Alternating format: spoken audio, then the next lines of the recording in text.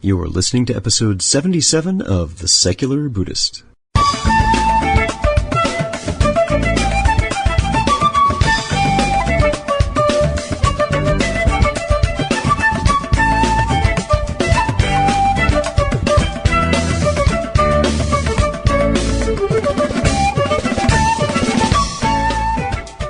Welcome to The Secular Buddhist. I'm Ted Meissner. The Secular Buddhist is the podcast and website for modern, secular application of early Buddhist thought. The podcast has interviews and roundtable discussions pertaining to engaged Buddhist training and practice, and the companion website has show notes for each episode, along with resource materials on Buddhism, critical thinking, science, secularism, and skeptical thought.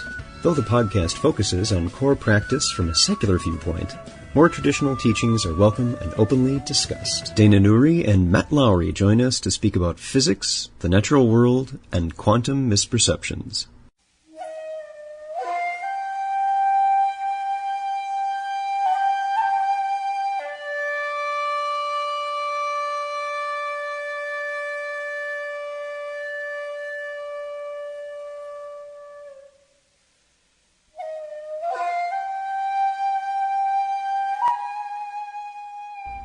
Lately, there seems to be an unfortunate mixing of Siddhartha Gautama's teaching and practice around the existential experience of dissatisfaction with science. Certainly, we do see wonderful scientific studies about what's going on in the brain during meditation, for example, but that's a far cry from levitation and walking through walls. Buddhism is not about physics, despite our seeing false patterns of synchronicity between the two. Of course, I'm not a physicist. Fortunately, my good friend Matt Lowry is, and was also in attendance at the amazing meeting, and joined Dana Nourie and I to discuss a few questions about physics and how they might apply, or not apply, to assertions not in evidence. Dana Nourie does not label herself a Buddhist, though she does practice Buddha's teaching and associates with secular Buddhists. She has been a guest on the Secular Buddhist podcast many times, and has been the primary blogger on the Secular Buddhist blog. Matt Lowry is a high school physics teacher, plus a part-time physics and astronomy college professor with a strong interest in promoting science, education, and critical thinking among his students and the population in general. He is a self-described skeptic, someone who believes in Carl Sagan's adage that extraordinary claims require extraordinary evidence. His blog, The Skeptical Teacher, is to allow Matt to expound upon various topics related to skepticism, science, and education. He also invented the term Buddha of the Gaps with this episode of the podcast. So, sit back, relax, and have a nice strawberry lemonade. And we're here with our friends Dana Nourie. Hi, Dana. Hi. And new to the podcast, but not the last time he's stuck, we've got him now, is Matt Lowry. Matt, thanks for being here. Thank you, Ted. Thank you, Dana. Now, Matt and I have known each other for several years through our involvement with skeptic communities. So, Matt, what I'd like you to do is tell people a bit about your background with physics and skepticism. Well, my background is, professionally, I'm a high school and college physics professor, and I have a bachelor's degree in physics and a master's degree in physics, and so that's my formal training, and I've been teaching for almost 15 years now. Mm-hmm. And on the skepticism side, I've been, I guess, what you could call a out-of-the-closet skeptic for about that same amount of time, about 15 years. But I was always kind of skeptical of paranormal-type claims since well before then. When I was a teenager, I was one of those kids that, when other kids were telling ghost stories, I was the kid that was like, really?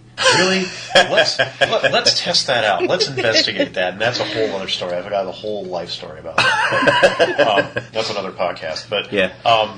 Good. He's already thinking of one. We can have him back on. That's awesome. That makes my job so much easier. I get a little plug in there, yeah. But that's so I was always curious about stuff like that, but curious about investigating as opposed to just kind of buying it whole cloth or just dismissing it. And so back when I was in graduate school and working on my teaching certification, I began to get familiar with some of the skeptical writings, and I think the book that really did it for me was Carl Sagan's Demon Haunted World, because I'd always been an admirer of Carl Sagan. And so I read that book, and then that led me to Skeptical Inquirer magazine, which then led me to the writings of James Randi and Flim Flam, and after that it was just off to exponential. The races. Yeah, and it just kept going. And then I found out about professional skeptical organizations like the Center for Inquiry and eventually the James Randi Educational Foundation. And that's led me to where I am now, which is, a semi-well-known blogger, a blog called The Skeptical Teacher, and apparently my predilection for incorporating skepticism into the physics that I teach has led to me gaining a little notoriety, and I'm on in the best possible way. Well, yeah, I mean it's interesting. I'm on the James Randi Educational Foundation's Educational Advisory Board, and I blog also for Swift as a guest blogger, and so awesome. And then now I'm getting interviewed on podcasts. Happens, yeah. So that's basically me. Excellent. Now, Dana, we've already. Folks who listen to the podcast are familiar with your background, but one of the reasons that you're here, and we wanted to make sure that you're part of this conversation, is that recently, as of the recording of this, we started a blog. So for those of you who are listening to the podcast and haven't noticed on the webpage, there is now a blog for the Secular Buddhist, and it's not just me. And in fact, at this point, Dana and Mark and a few other people have taken the bulk of the blogging responsibilities there. And some conversations have come up on that, and I don't want to go into details of individuals because I do want active and lively engagement in that. But there were some things that came out that, Dana, you're very science-minded. You're now really getting involved with the skeptical community. This is your first TAM. I should mention that we are recording this at the amazing meeting, also known as TAM, TAM 9. TAM 9 from Outer Space. Yes, great title. 2011 was a great title because based on one of my favorite movies, Plan 9 from Outer Space. Sadly, Bela Lugosi's last movie. And some of the conversations, Dana, you were in are representing really what science is about and how physics really operates, as opposed to some of the things that we have as common, I'm making quotey fingers, common knowledge in our particular circles with meditators about physics and quantum consciousness and things like that. Mm-hmm. So one of the things that I want to do is chat with Matt about some of those ideas and concepts that came along, because you've done a really nice job of kind of defending how science works yeah. and how it doesn't. So I'd like you to we're chat. seeing some common physics themes coming up Yeah. with secular Buddhists, and even in the atheist community where they're not using critical thinking in perhaps the best ways. Yeah. So one of the points I want us to address first is that there's a lot of people seem to be averse to science and materialism and a naturalistic view of the world because it's based on the physical world. And, well, yes it is, and we don't really see that as a bad thing. Right. Dana, why don't we start with you? Tell us about some of your thoughts about why really that's... Well, yes, science is based on the physical world. What else do we have? Exactly. And I'm just learning physics myself and math. And I'm just blown away by how beautifully physics and math explains the physical world. Mm-hmm. And I find in digging in deeper to that, it brings me closer to my life experience. And I think that's also what we're attempting to do in Buddhism, is get through the delusions and misconceptions that we have so that we can be in the moment in life experience. And I see physics doing that, and I see Buddhism doing that, and I see a nice marriage between the two. The themes that we're coming across, though, is with rebirth, reincarnation. Right, yeah. Now, what they use in physics, and I would like you to comment on this, is the second law of thermodynamics, that energy you can't destroy, you can't create. And so their argument is that when we die, that energy then goes on to the next life.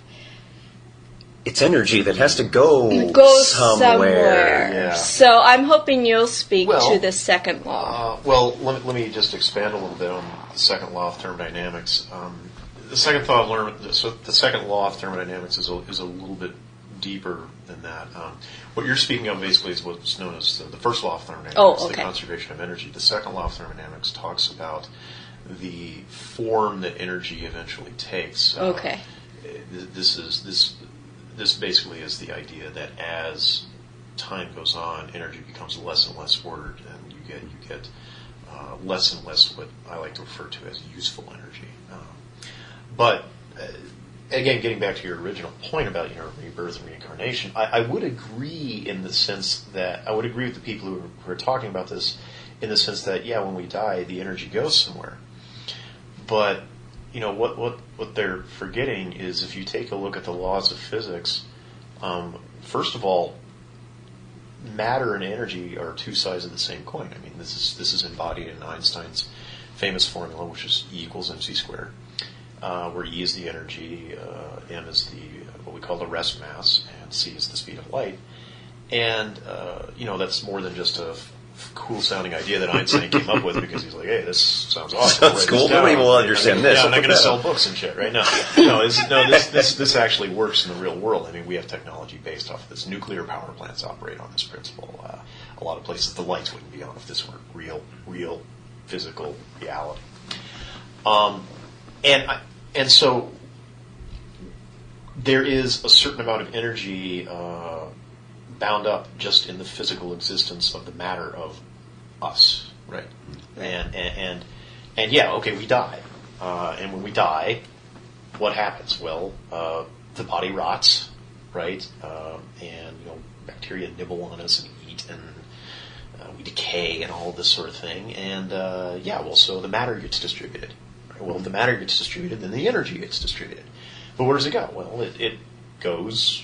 We can measure where that goes. It goes into the environment, right? Mm-hmm. So, the stuff that makes you, the atoms, the molecules, it does eventually disseminate into the world, but it disseminates into the physical world. And so this comes back to atoms and molecules. Right, atoms and molecules. I mean, and this comes back to the sort of materialist notion that you were mentioning. I mean, the materialist notion is like, okay, well, this is what there is. There's this stuff we call matter, and by the same token, energy.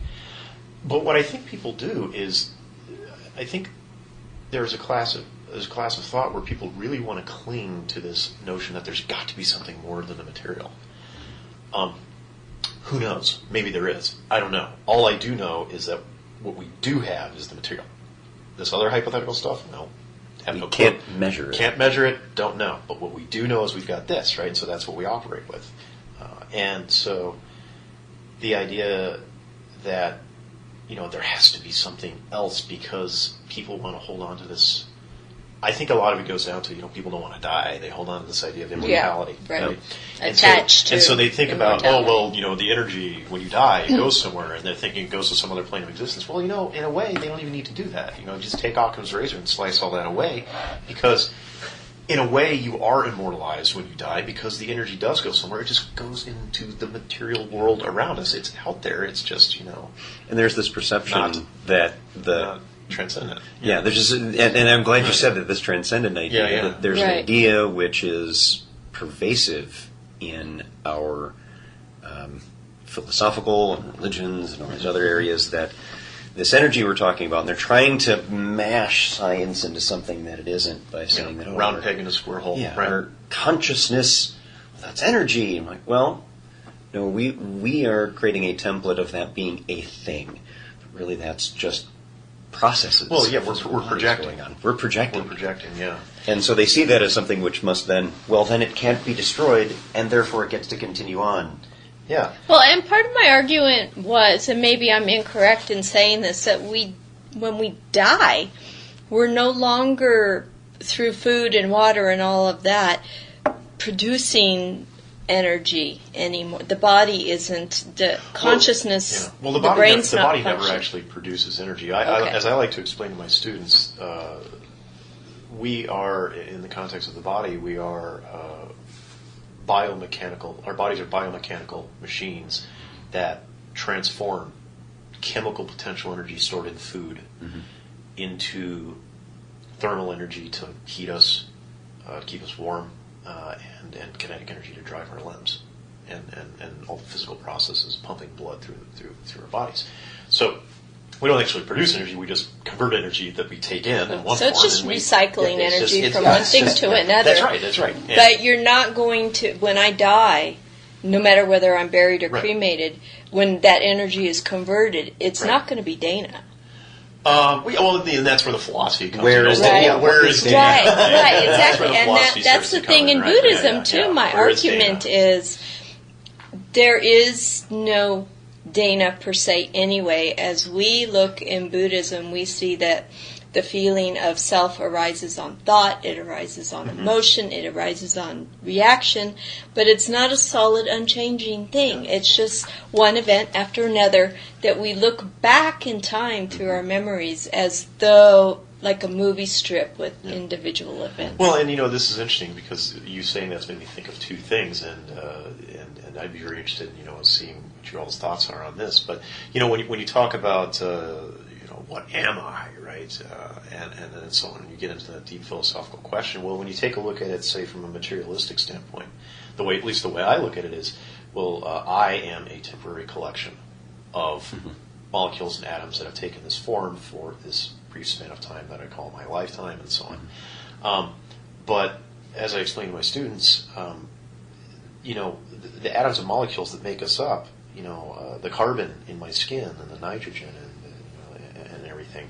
This is all stuff that was created in the death throes of stars, ancient stars, billions of years ago, the supernova, right? And when you have the heavy elements generated out of the supernova explosions.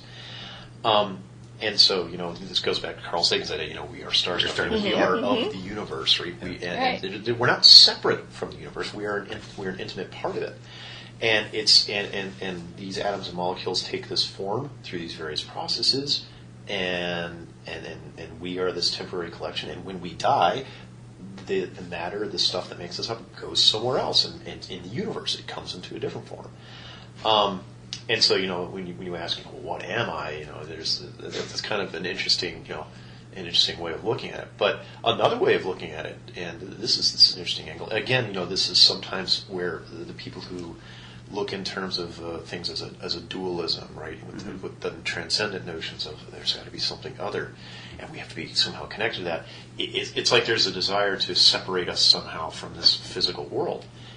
But in thinking that, they neglect interesting facts like, what am I? Well, when you start thinking about your body and the contents of your body in real detail, we have in our gut loads of bacteria. Right. Neil Tyson said we're hosts for other animals. That's basically what we are. Yeah, we're basically carrying.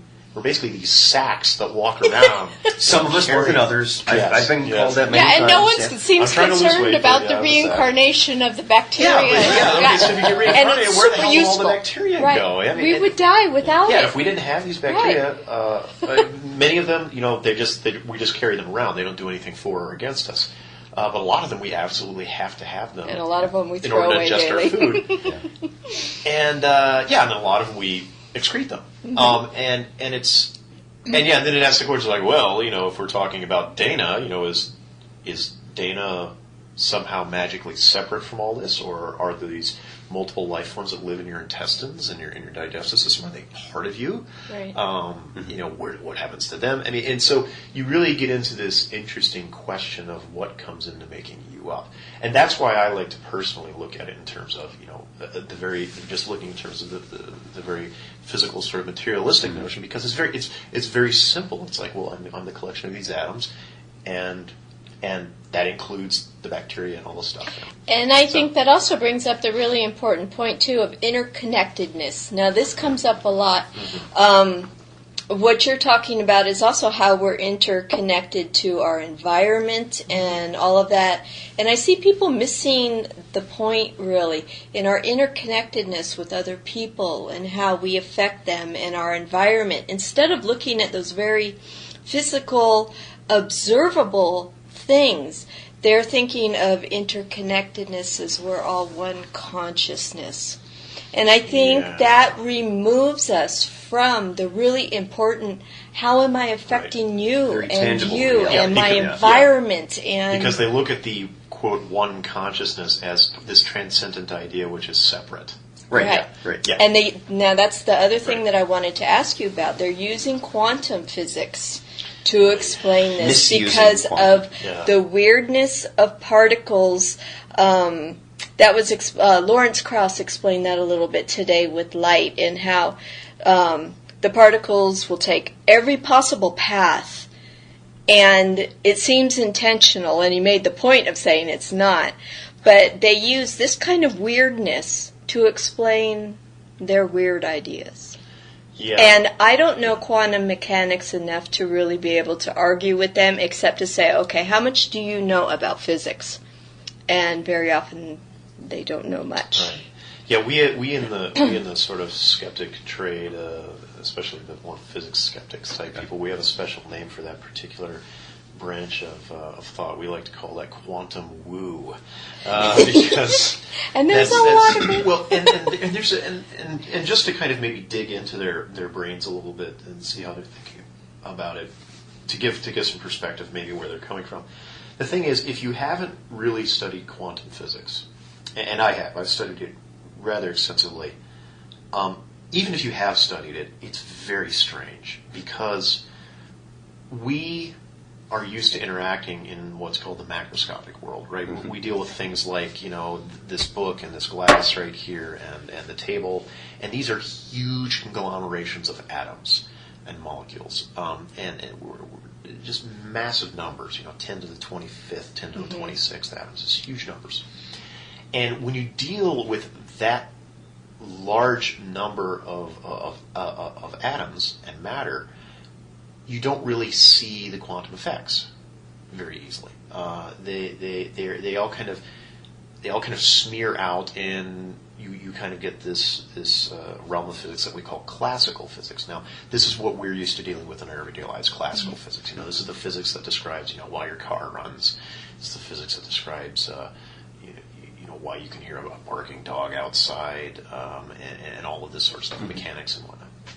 Okay, so that's classical physics, and that's what we're used to. Quantum physics really comes into play when you start getting down to smaller and smaller size systems, smaller and smaller numbers of atoms and molecules. And what we have found is when you get to that scale, you start to see some really weird shit happening. And it's weird in the sense that it's outside of our everyday experience. Because remember, our everyday experience is we're these big collections of atoms interacting in the world with all these other huge collections of atoms. That's what we're used to. And everything happens pretty predictably. Yes, it's relatively deterministic. And cause effect, okay, that's cool. But when you get down to the quantum scale and you start to really seriously analyze these things, all that stuff breaks down. The idea of determinism goes out the window. You start having to deal with things in a very sort of strange, random, non-deterministic way. This is the notion God playing dice that upset Einstein so much. You even start getting into questions of, causality being questionable. You get into questions and things like, the direction of the flow of time is not necessarily what we would think, and you get all of these really strange behaviors.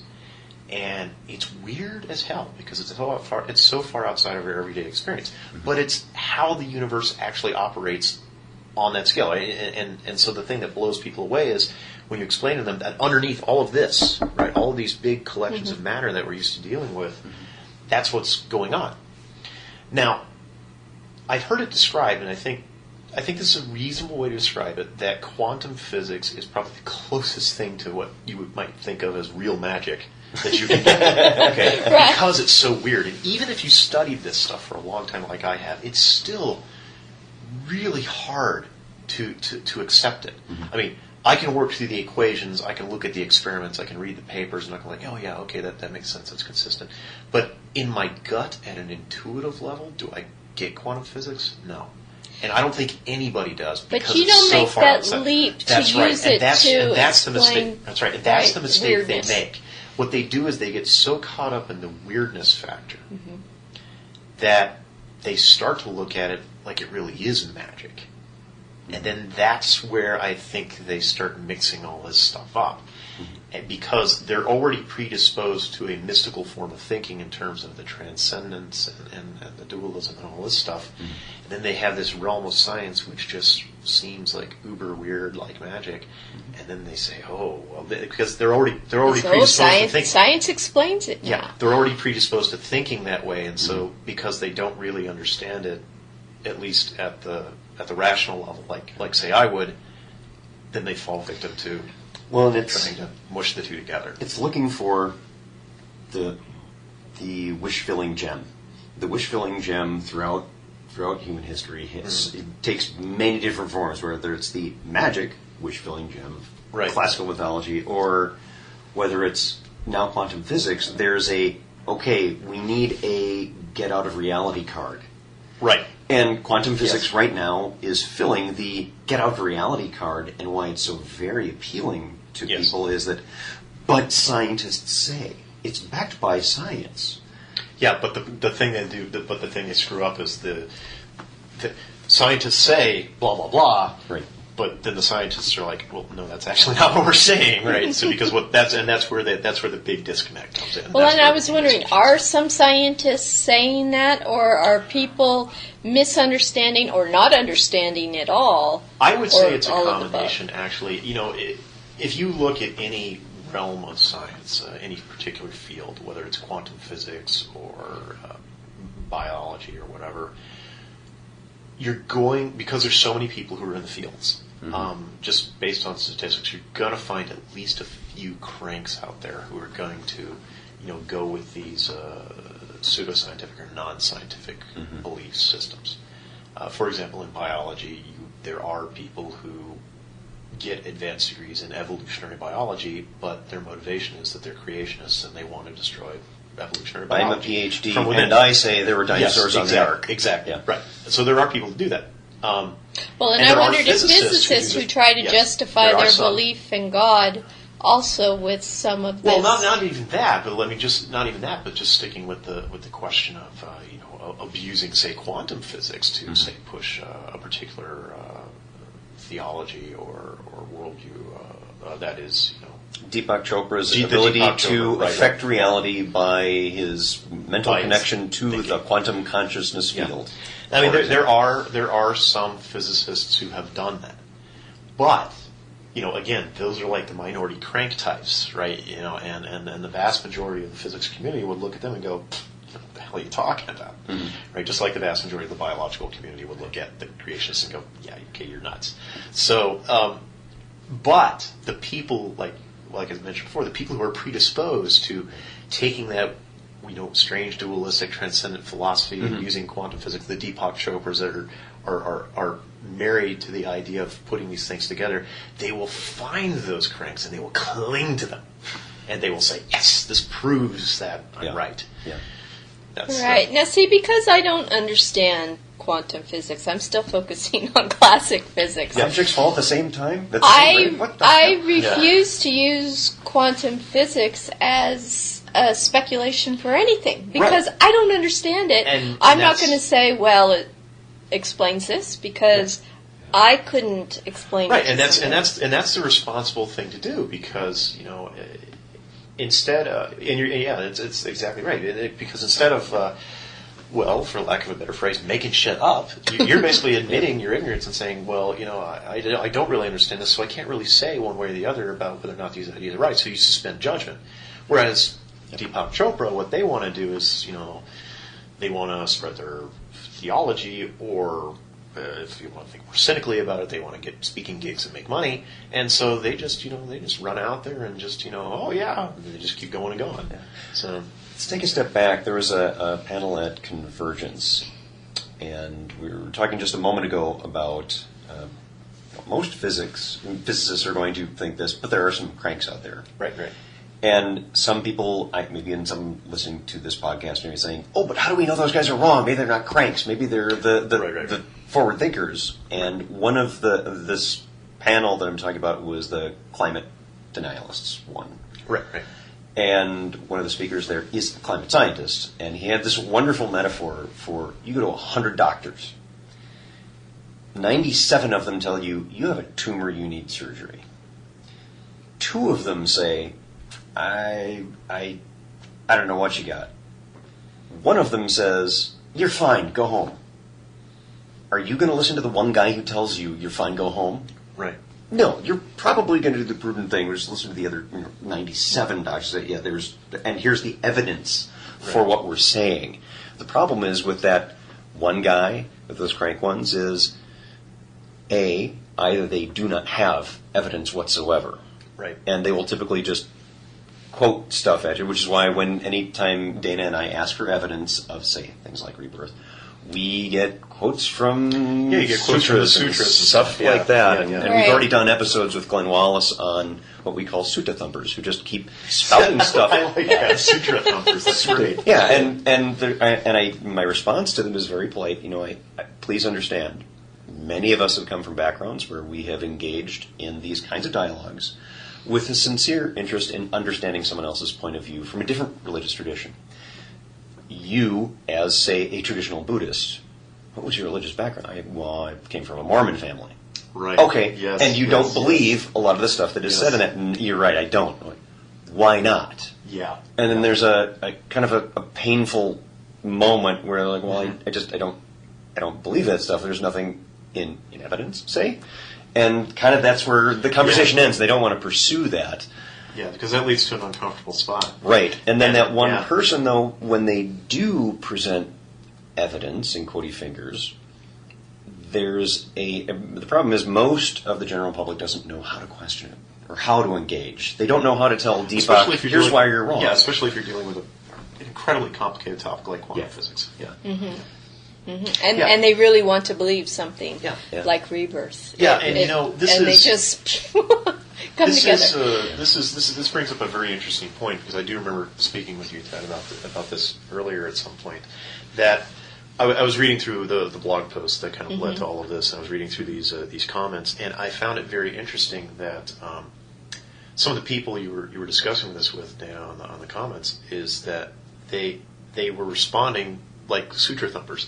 And I was telling Ted that, looking through this conversation, I felt as if I was watching a conversation that I've seen so many times between somebody who's trying to explain evolution to a creationist, and all the creationist is doing, they're like a fundamentalist Christian. All they're doing is quoting Bible verses back at you.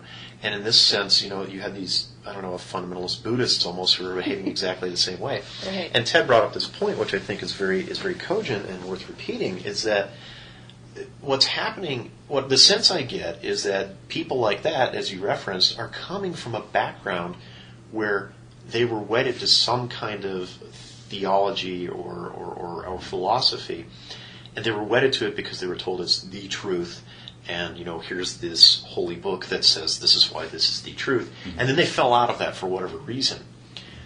But when they fell out of that, they simply went looking for some other kind of theology, right. And they landed on Buddhism, and they said, oh, that Western theology isn't good, but this Eastern theology is good. And then they make exactly the same errors. Right. Except instead of hooking themselves onto the Bible or the Book of Mormon and quoting it in argumentation. They end up following dogma in the same way. They're following dogma, and they're hooking on the sutras, see this with and they're quoting atheists. those. And there's some atheists who do the same thing. Will be very critical of religious people about God, but they don't apply that to the videos and the articles they see on flying saucers. Yes, or precisely. even ghosts. Right. And you're an atheist. Why would you believe in ghosts? Yeah, and so and what it is the distinction is, it's like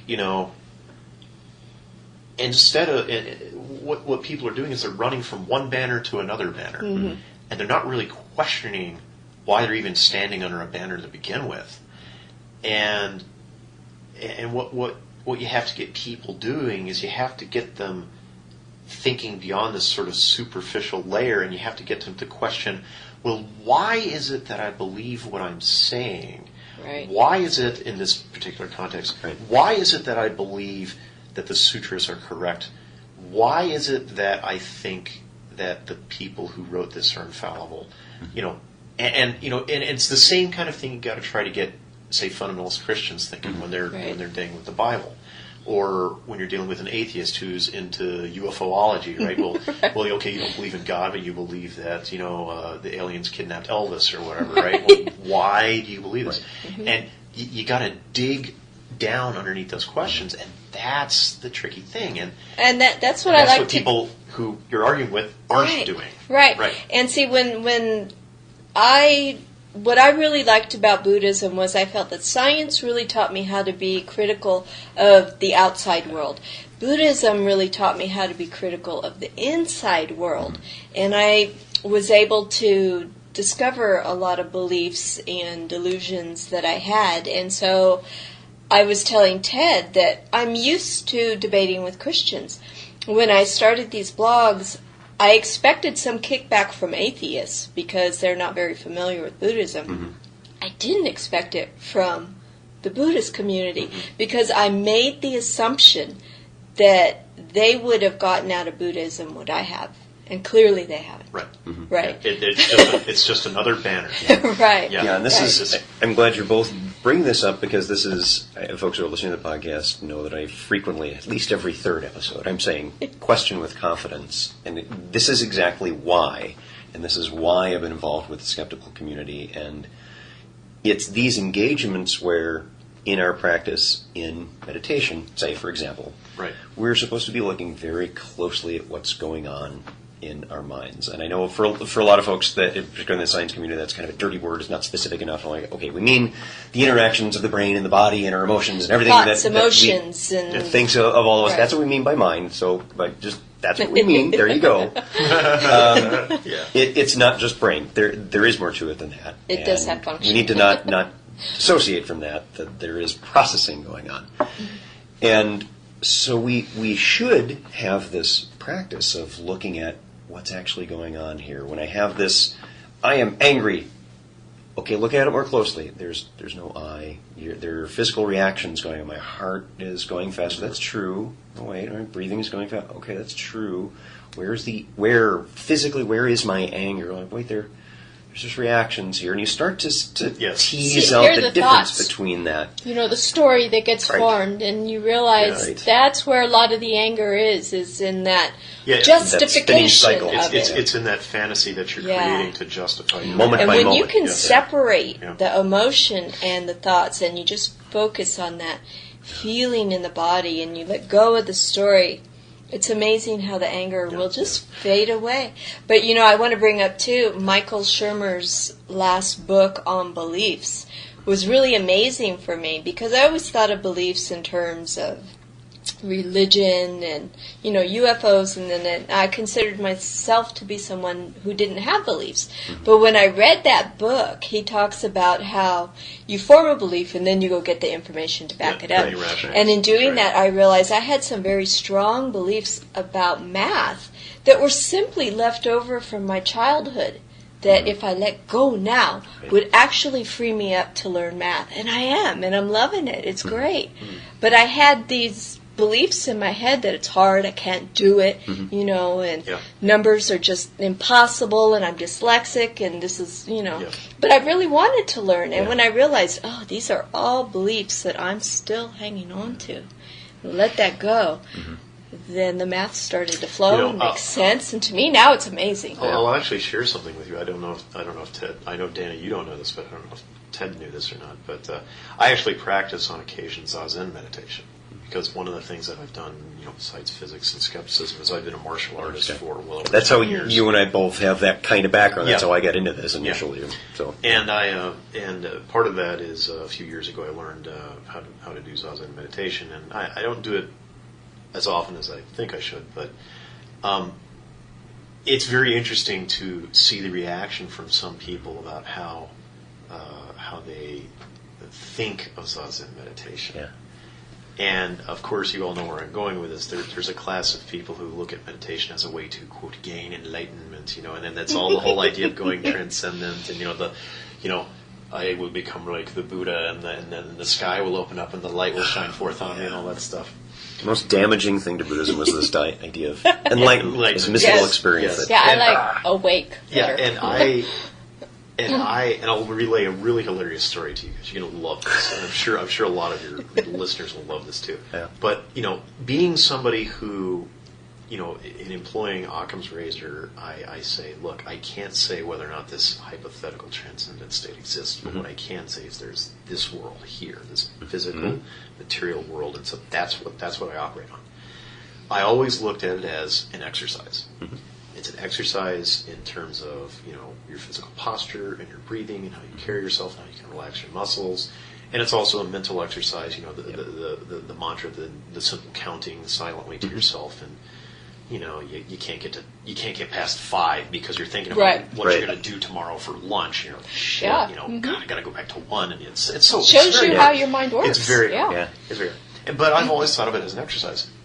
Well, I remember after me and a bunch of people in my dojo were taught about Zazen, and there were some people who were, how shall we say, going a little overboard with it. They were quote seeking enlightenment, and I love this. My teacher, my sensei, who is also a Zen priest, he took a bunch of the black belts into his own little private meditation chamber one day, and he closes the door, and we're all sitting there, and it's of course, it's a little closet, and it looks like shit. And, we're all kind of cramped in there, and he's sitting, and of course, nobody's sitting close to him. He's off in his own little corner, and he says, okay, I need to talk to you guys about some of this Zazen stuff. And he says, because I noticed some of you are all talking about, attaining enlightenment and stuff. He's like, yeah, you got to drop that shit.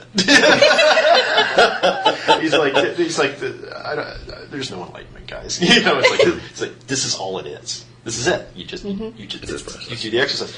And I remember looking around the closet when he said this, and I remember seeing some people's faces, and they just kind of disappointment. Yeah, you just see their faces droop and sag, and they're like, but sensei, because they really want this idea of enlightenment. This is their authority figure telling them. Yeah, and he's like, guys, don't get hung up on this, because if you do, you're totally missing the point. Right. And that's because you're putting your mind somewhere else. You're not you're already where you're supposed to be. Right. Right. That is the common disappointment and the kind of like, what? In Buddhism that I've seen a lot over the years is that they expected to have like a happy pill and be happy all the time. This will make my life magically better. What they say is, I feel like now I'm right in the thick of my anger or my sadness or boredom, and that's exactly where you're supposed to be. Now you're in your life. And over the course of time, you start to see these things for what they really are. But we have to allow ourselves to be in it, to be in reality. And that's not what people want. That's not going to sell Buddhism, They want to sit there and go, Om Shivaya, and they want to transcend, and they want to zone out. And it's like, no, that's not what Zen is. It's an interesting thing because we have this debate that a lot of folks are very inspired by, and this is fine, to be inspired by having goals. Right. Where I bring up the idea and where I struggle with this, I will hit a moment and then I will be supremely enlightened and there's no more stress and everything's beautiful. Equanimity. And we have moments of that. And we have things where we're just, nothing is touching us. We're in our golden zone. We get, the most horrible things happen to us. And it's okay. You cruise through it. And I've been through those things where you're told, your brother died of cancer. Now it's your turn. Okay, nice park over here. Let's take a walk. And had that experience. So I know what that kind of moment is like. And it's awesome. But the idea that the fundamental shifts that we have are a permanent thing. If people want to have that as a goal, and that helps them in their practice, okay, I don't say that's hurting for them, but understand that many of us don't.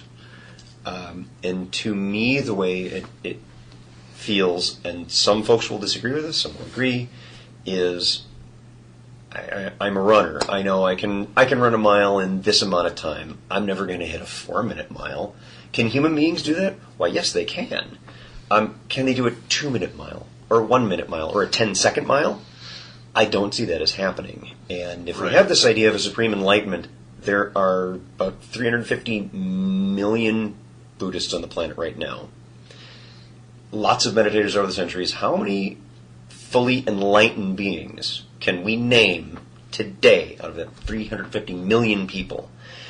More so the question is, even if we can name Bob over there, he's enlightened. Great, Bob, how do we know you're enlightened?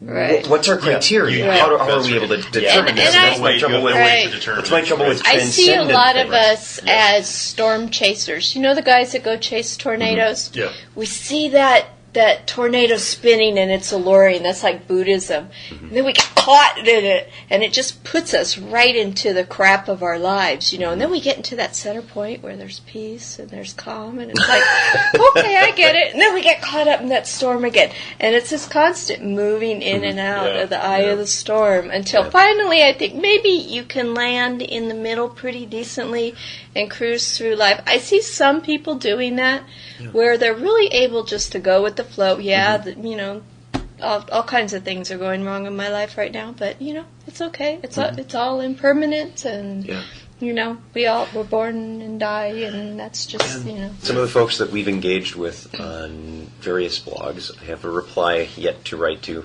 someone, not on our blog, on a different one. You know where I'm going, Dana.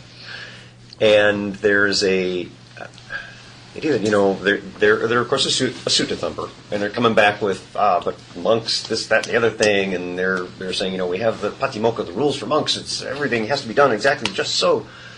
Really, so the first schism was over, I think, carrying salt in a horn. That's what you think really intended as how to make a peaceful living in your life, and even if rebirth is so really salt in your horn is going to screw that up. I got some problems with that. And the idea that if you take a look at how the mechanics, the mechanism of rebirth, there's an invisible spirit called the Gandapa. The Gandapa is there who helps the rebirth consciousness make it from one form to the next. And we know there's this materiality. And we know this how is my question because they're invisible. Can't see them. Okay. What evidence is there? Because rebirth happens. Rebirth happens.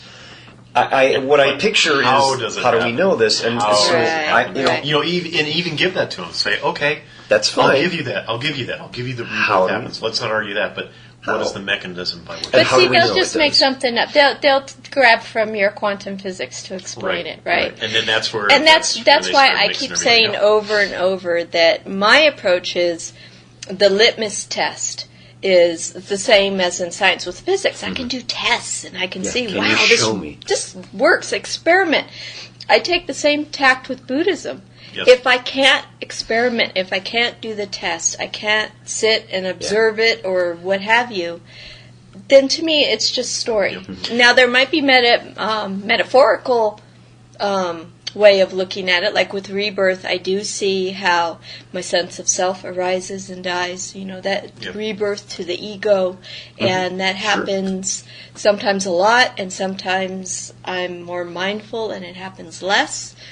And so I can look at whatever I can experiment with. I say, okay, let's look at it as a myth instead, and I get something out of it. You know, and I'm glad that you mentioned the idea of experimentation because I was going to speak to that. You know, and this is why the empiricist nature of science is so powerful, because whenever you're talking about any kind of philosophy, theology, whatever, it's very easy to get into the trap of simply, you know, taking your stance and arguing and never being able to convince somebody who's on the other side of the argument of the accuracy or the truth of your claims or whatever. You know, and I'm sure you guys see this in Buddhism, but I mean, you know, you have people in Christianity, for example, who will read the Bible in completely different ways, right? Sure.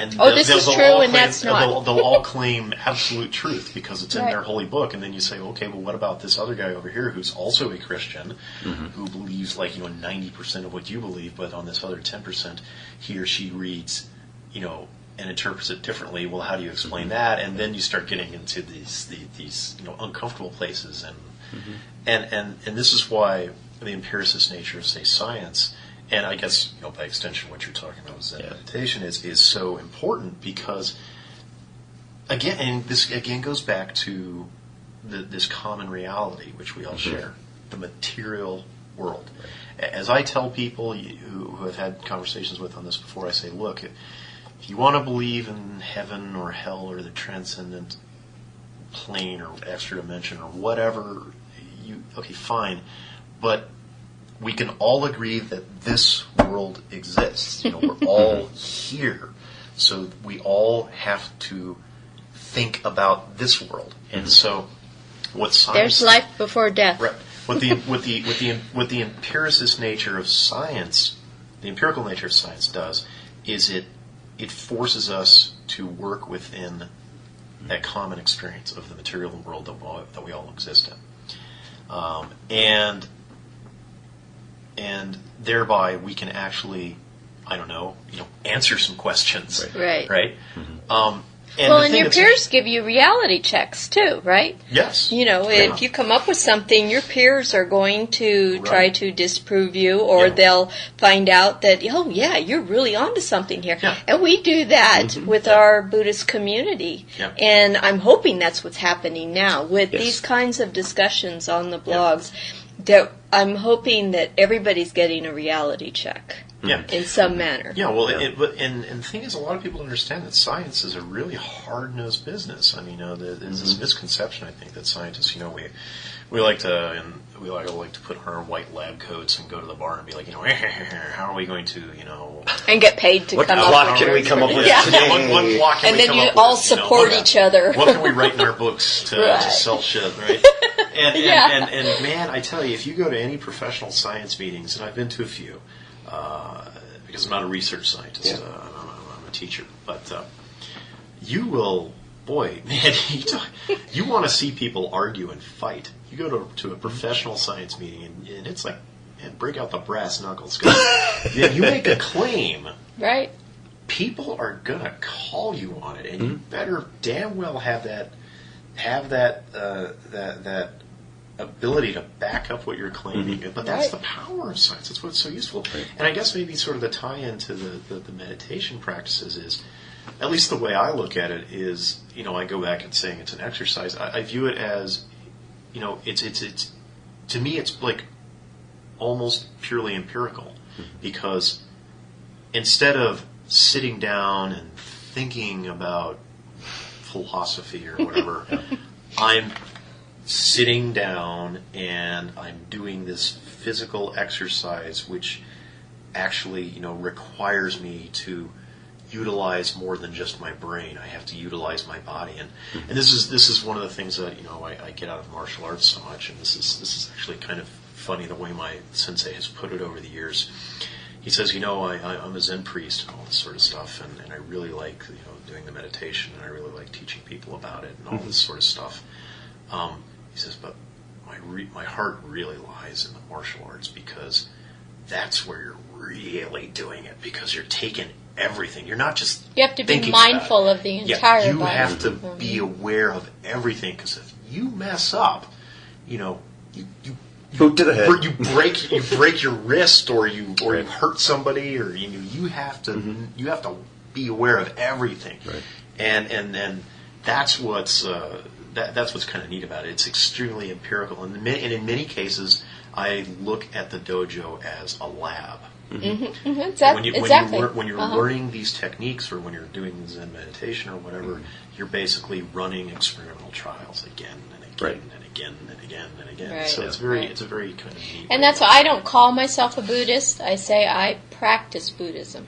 To me, there's a difference. There's a lot of people who claim to be Buddhist. They don't actually practice.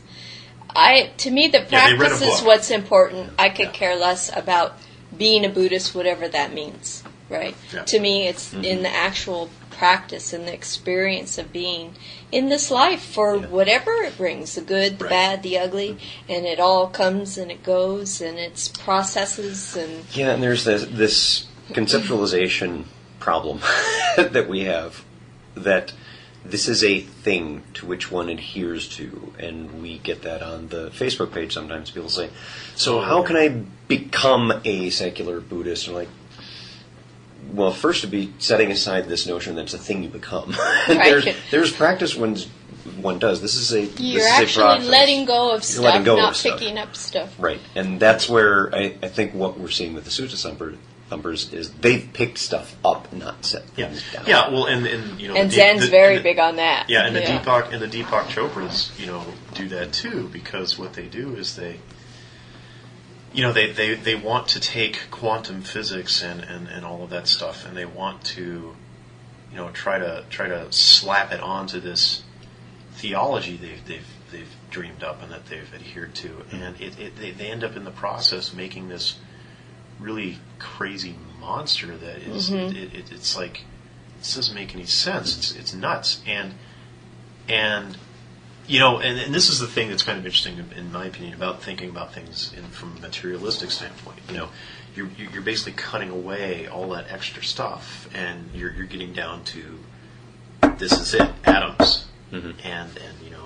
And it's simplifying things a great deal that way. But of course, that means being willing to give up some things, being willing to give up the notion of The comforting lies. for immortality. Well, and we've noticed some really big knee-jerk reactions to our saying, yes, I'm a materialist and a reductionist.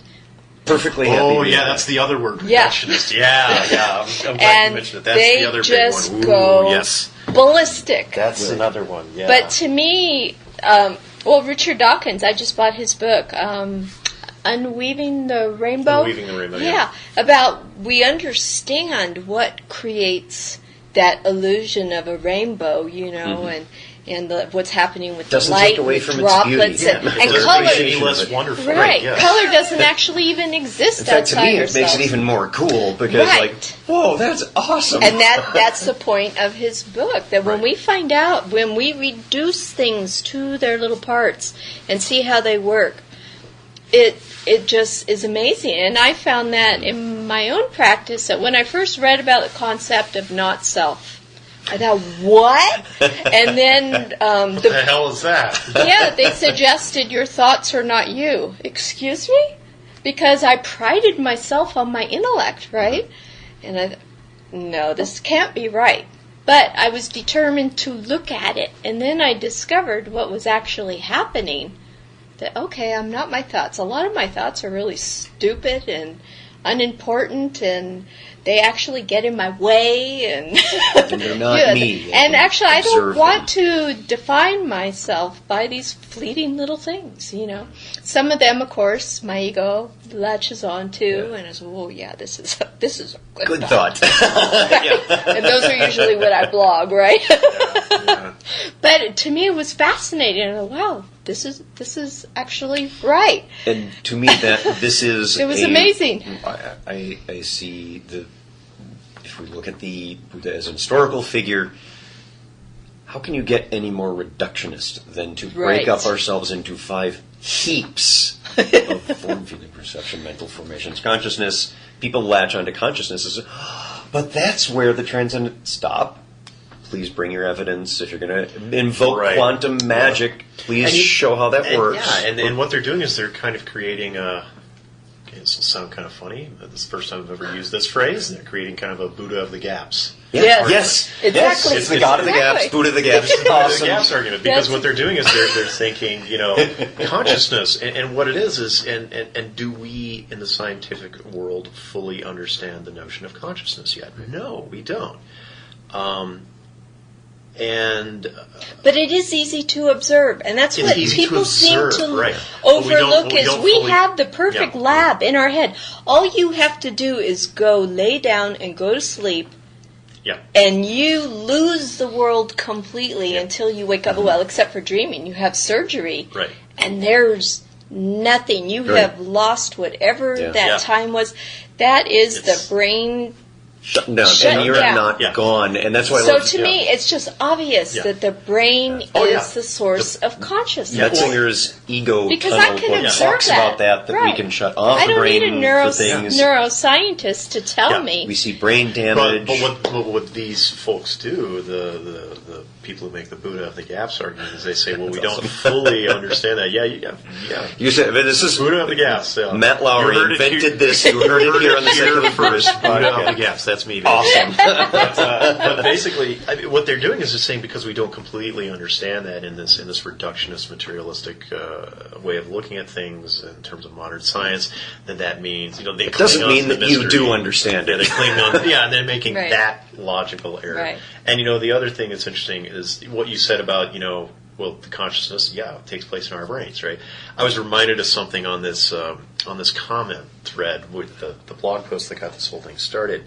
You were arguing with someone who, I'm going to paraphrase them, but they basically said something like, well, no, the consciousness, it takes place partly in the brain, but also a lot of it takes place in the heart. Oh, right. And they said that, and my immediate thought was, okay, now let's I've think seen heart about cells. this. I said, okay, first of all, we can do heart transplants. Right. Oh, what or happens to the artificial consciousness? hearts. That's artificial right. hearts, right? We can take your squishy meat heart out, and we can replace it. We can replace it with a purely mechanical metal and plastic heart. And you consciousness will is survive, not affected. And your consciousness doesn't change, That's right. You just Right. lost your heart, right? Right. Your consciousness doesn't Right. change. You are no But longer if I unemotional. hit you in the head you're no hard longer- enough, I can affect your consciousness in a huge way. Phineas Gage, Oh, right? Phineas yeah. Gage, Yeah. and for the listeners, I'll explain this. This is I can't remember the exact year, but this is back in the I think the 19th century or the early 20th century. He was a railroad worker, and he was basically he was tamping. He worked a tamping rod, which is like a big, 3 or 4 foot long steel rod, and he was tamping down some dynamite into a hole because they're going to dynamite the side of this hill, and the dynamite accidentally went off, and it literally blew the tamping rod right through his skull, and it took out a chunk of his brain, and his personality, his sense of morality, consciousness, if you will, I guess, completely changed. The tamping rod didn't go through his chest. It went through his brain. It went through his head. It was amazingly enough that he lived. But he had been according to friends and family, a very outgoing, friendly, compassionate guy. And afterwards, people loved him. Nobody could be around him. He ended up homeless. And he ended up afterwards. He was just a scumbag. Right. They studied him through his whole life. Split brain operation, however it was unintentional split and brain we operation. see cases of that over and over. Neurobiology is something that I read up on a lot. I really enjoy it. And what's fascinated me in recent years is the books that are coming out now showing or explaining how the brain creates the illusion of self. And not just one self, but two. You have the self that feels like the doer. That's what causes us to feed ourselves and take care of ourselves. And then the other one is that observes like the watcher. What we're doing. Right. So we Right. have that experience when we sit and meditate. I'm meditating and I'm watching myself meditate. This is weird. We experience this. But those are both illusions created by the brain that have been very necessary. And when they have some brain accidents, and in schizophrenics as well, that self that observes the self will actually be outside the self. So a lot of times their perception is actually outside themselves. Separate podcast on out-of-body experiences. It's coming. Yes, I'm that's scheduling right. that interview. Yes, I'm working on it. Yeah, it's amazing. Well, and the thing that's also, to me, that's really amazing is when you start to look at these questions in a scientific manner, in a materialistic, reductionist manner, you gain so much more understanding because with the neurobiology, with the cognitive neuroscience, we're really starting to go in that direction of looking at these things, and and again, this is the danger of falling into the trap of the Buddha of the gaps type of argument that so many people do. They try to look for their theology in the mysteries, in the little unknown areas, But science is going to keep marching on, whether it's in terms of quantum physics or neurobiology. Science is going to keep marching on, and we're going to be filling in those gaps of knowledge. And of course, in the process, we're going to be asking other questions. But, it's making it harder and harder for those people who want to adhere to that sort of Deepak Chopra-style theology to justify it. Right. And that it's just kind of it's an untenable position. I mean, there's a reason why professional Christian theologians don't make the God of the gaps argument. They know better by now. They've had a long history. Some of them still do, though. Well, some of them still do. They don't realize it when they're doing it. But a lot of them, a lot of the really serious ones don't anymore because they realize what a trap it is. Yeah, and that's what I keep asking, and this is why I keep going with the question with confidence, is if someone has an assertion, and we're seeing the assertion particularly in the rebirth realm, and karma. And karma again. We'll go there. I ask for it's like I'm perfectly happy to be convinced. That's fine. The only thing I'm asking you for is the proof. I'm asking you for the evidence. And I had this discussion when I was being dropped off at the airport on the way here to the Skeptics Conference. I was asked, well, what criteria would convince you?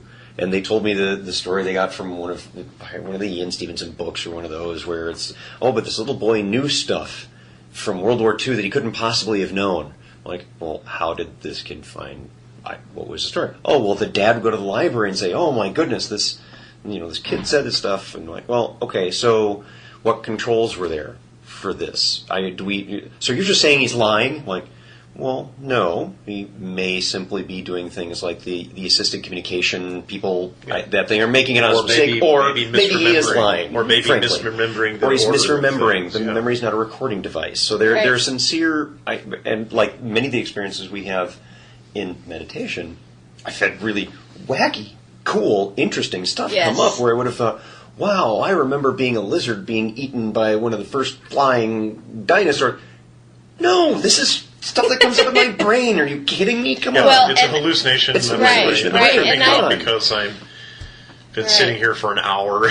So what I ask is, if you're going to make that assertion, it's very difficult to tell the difference between dream, hallucination, and reality because our brain does actually create all of that. And I've had those out-of-body experiences, and through mindfulness, I was able to realize this was a semi-lucid dream. And once I realized that, it never happened again. Yeah. So that's the deal. Is what we hear is when we ask for evidence, we hear stories. Right. And if we dare to question that, I'm going to question that. Of course I'm going to question that because you're dismissing Odinism. You're dismissing everything in every other theological claim except your own. So if you're going to do that, and you do, and we really have to rebirthers, question experience big time. But then we also need rebirthers. And that's my term. In honor of the Obama birthers, I've called these guys rebirthers. Hilarious. We should bring up karma, though, because I see karma, whatever you want to call it, very much as a physics. You have cause and effect. And in our lives, that cause and effect results in consequences. We don't always know what the consequences are going to be. So, in the way I see it in the Buddhist practices, we try to at least not do harm, not do horrible things. So at least we aren't intentionally bringing worse stuff to ourselves. Now, stuff is still going to happen. Yeah, and shit still happens outside of our control. It's not a mystical, magical thing. It's very much I do this and that happens, and a lot of times we don't know the consequences that we're, the impressions that we're leaving on other people and so forth. But I see it as very much in this life, physical, that we should observe. And if we're just thinking about it in terms of trying to be good for the next life, we're kind of missing the point of this one. And that's actually a great argument that I've had with some of my friends who are Christian in their religious outlook. And I've actually made a sort of non-religious argument for morality when arguing with some of my Christian friends, where I basically said, look, well, why do you do good things? Well, God commands it, and I want to get into heaven. Why do you not do bad things? Well, because God commands it, and I don't want to go to hell. And I'm like, okay, so basically, what you're doing is you're not doing bad things, and you're doing good things because you either A, want a reward, or you B, want to avoid a punishment. So you're not really doing it for any implicit moral reason. You're doing it for this external... A selfish reason. For a selfish reason. You're doing it because you're being selfish. Right. And like, well, no, just think about the way you just said it. You said, I want to get into heaven, or I want to avoid hell. You're doing it for selfish reasons. Like, right. Yeah, okay, so which is maybe a more moral way of thinking of it, to do that, or to simply do it because you think it's the right thing to do, and this question of reward and punishment doesn't even come into it. Right. Where there's true altruism and benefit. Yeah, and there's been a very...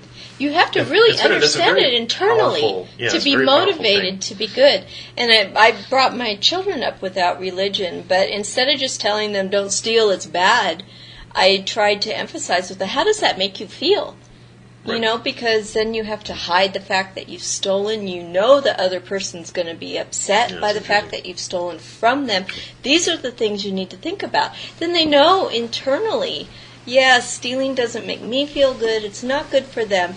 So, and the Buddhist view is you're creating suffering by being immoral. You're creating it for yourself, and that's where we can personally observe, is to see how we feel inside when we do something immorally.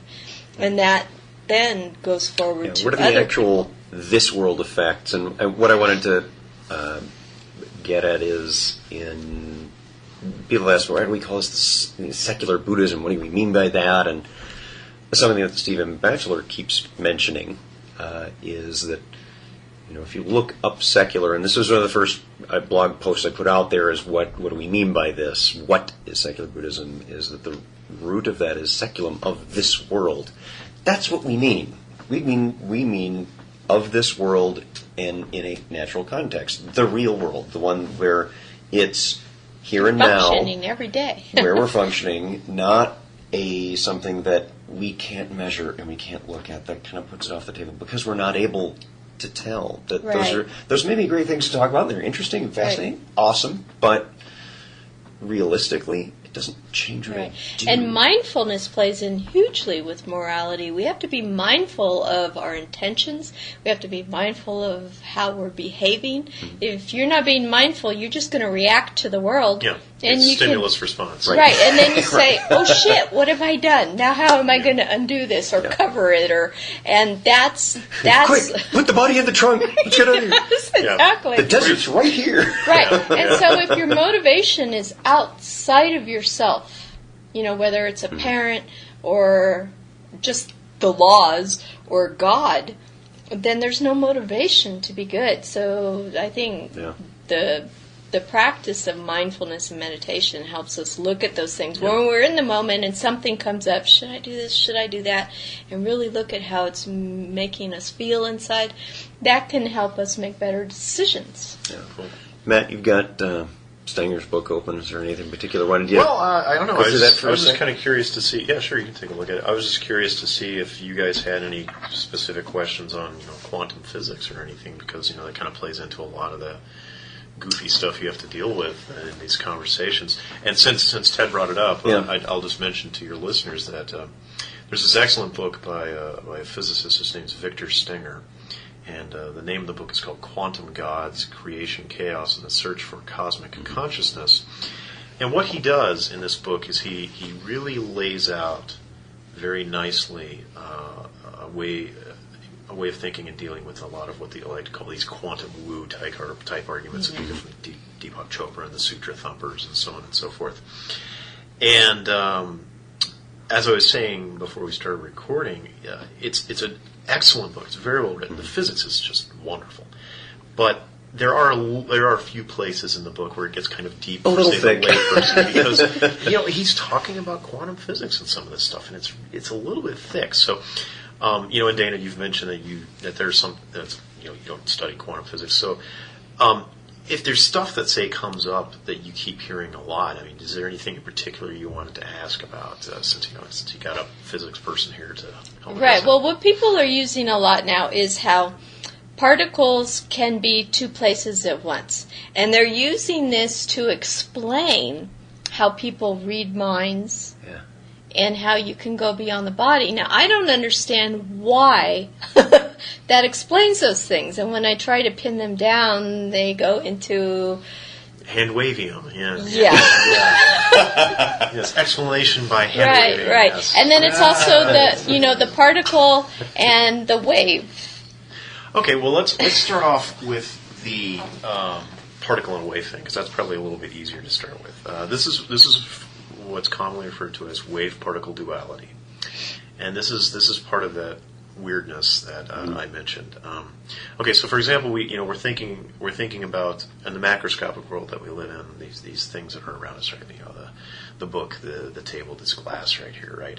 And you say, okay, well, I can take the glass and I can set it on the table like that, and it stays there, and okay, that's what we'd normally expect. Or if I have a tennis ball and I'm bouncing the tennis ball against the wall, it bounces off the wall, right? I mean, yeah, that's what we normally and you experience. can kind of predict how it's going to bounce. And that's the realm of classical physics and nicely deterministic and so on.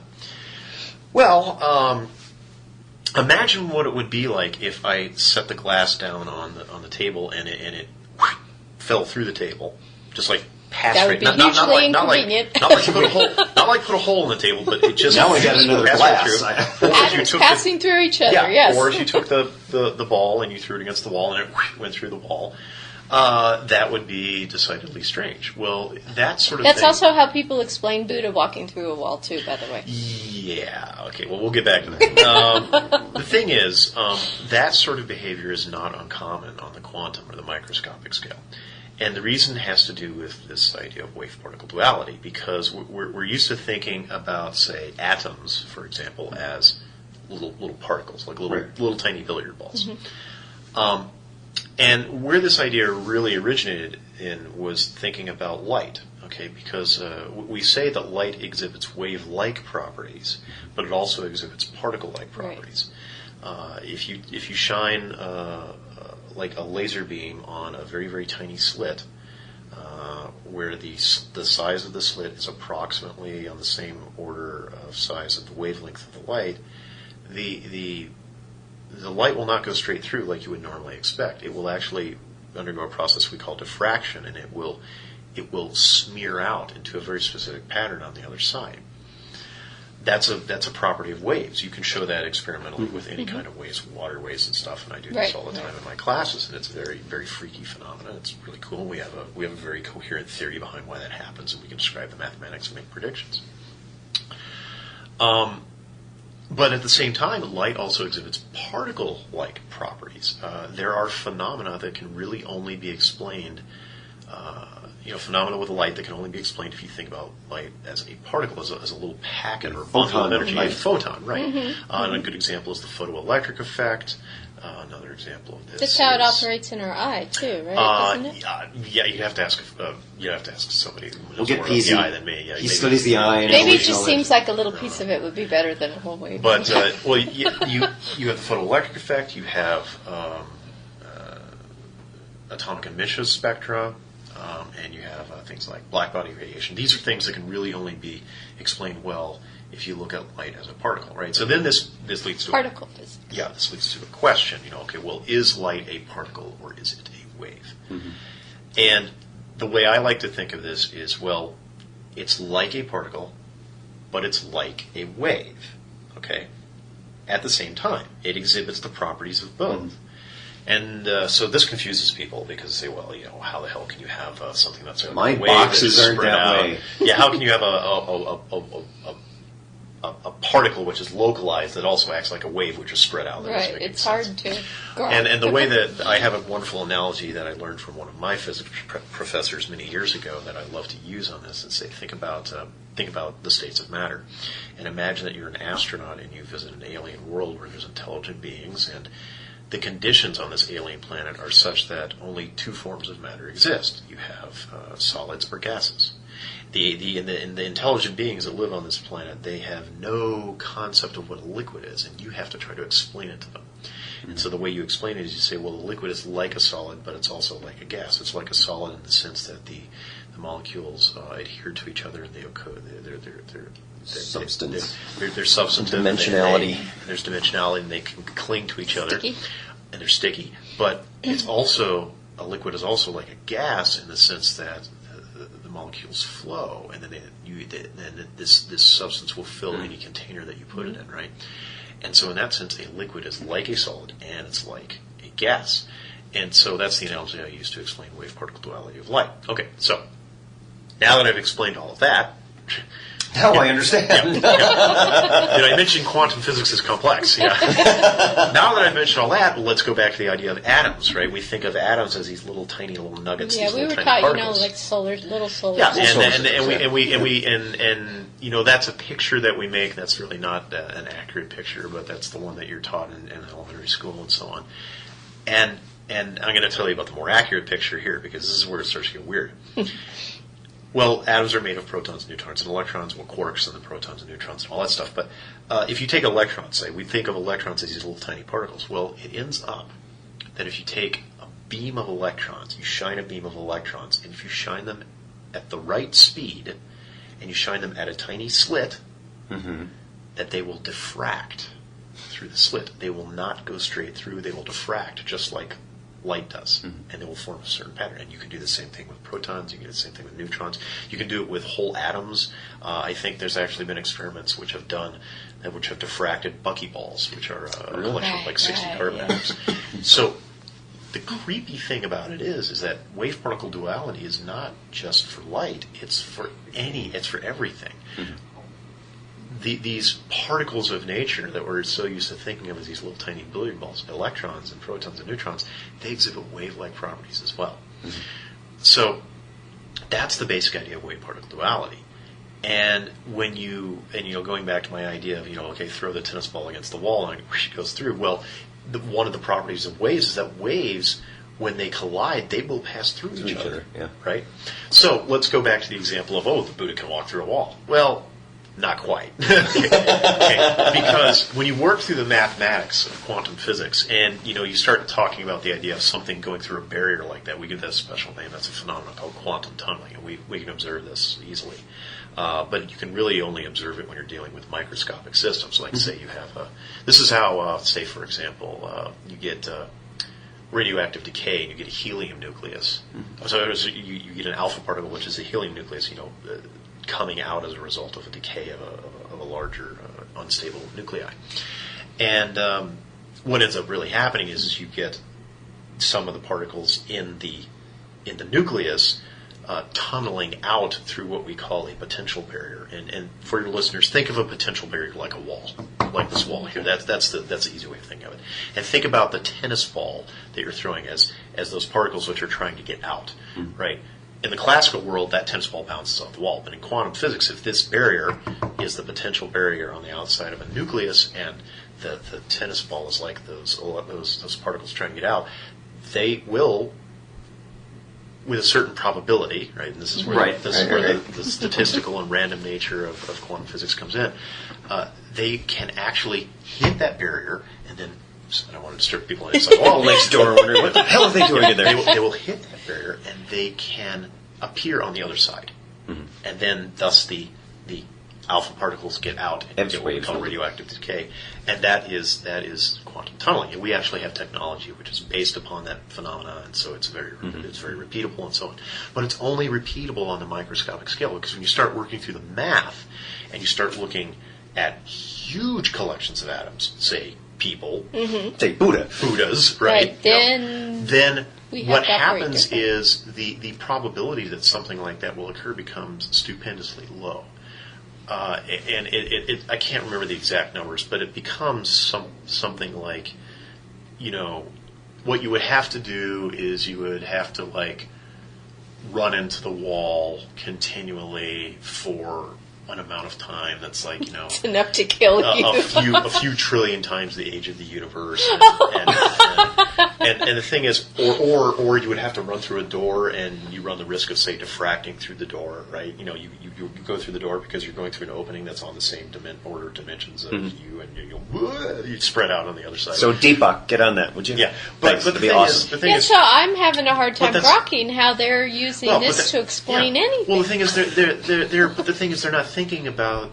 They're not thinking about these things. And what they're doing is they're saying, oh, there's this idea of quantum tunneling and stuff can pass through barriers, right? Therefore, things can pass through barriers. Things can pass through barriers. They're not thinking at this deeper level about, well, why is this? There's the mathematics that describes it. And really, and when you stop and think about it, it's even more silly, because when you understand some other aspects of quantum physics, say, one of the things we talk about is the Heisenberg uncertainty principle. This is the idea that you can never really quite know, say, both the position and the momentum of an object to an infinite degree of accuracy. If you can know the position to an infinite degree of accuracy, but then that means you know nothing about the momentum, or vice versa. Well, if you stop and think about this, we're these huge collections of atoms, right? And all of these atoms and molecules are wiggling around and doing their thing, right, in our bodies. Well, if you really did want to, say, talk about the situation of tunneling through this wall, or walking through the open door and diffracting, you would have to basically have every single atom and molecule in your body in exactly the same kind of state at the same time. Right, to get through it, right. And it would all, and if that's not hard enough, they would all also have to be, within the same amount of uncertainty within their positions and their momentum. At the same moment. Yeah. At the same time. And I think it's a good thing that doesn't happen, or all our insides would just ooze out, or then we would...